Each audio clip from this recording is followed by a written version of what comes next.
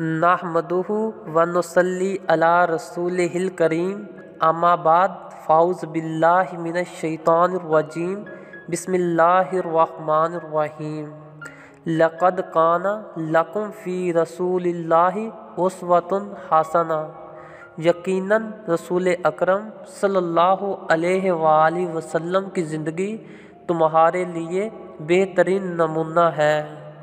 آج ہم ایک ایسا ہی سچا واقعہ بیان کرنے جا رہے ہیں جیسا کہ آخری مغل فرما روائے ہند بہادر شاہ ظفر اپنی سوانح میں لکھتا ہے کہ غدر 1887 کے بعد مجھے اور میری بیگمات کو لال قلعہ دلی میں نظر بند کر دیا گیا۔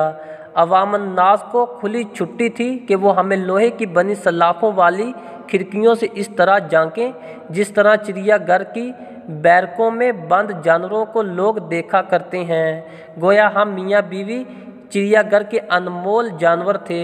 لوگ ہماری حالت زال دیکھتے، ہمیں بادشاہ اور ملکہ کو ہر انگریز اس کی بیگم کو اٹھ کر سلام کرنا لازمی تھا۔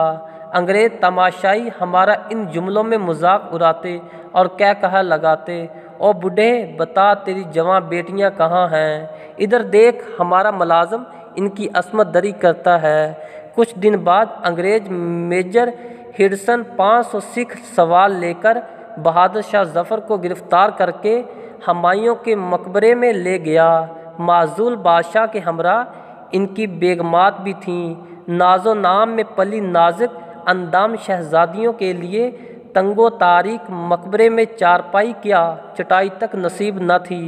دوسرے دن انگریز افسر بہادر شاہ کے 2 بیٹوں مرزا مغل اور خضر سلطان اور پوتے اکبر کو گرفتار کر کے ہمایوں کے مقبرے میں لائے۔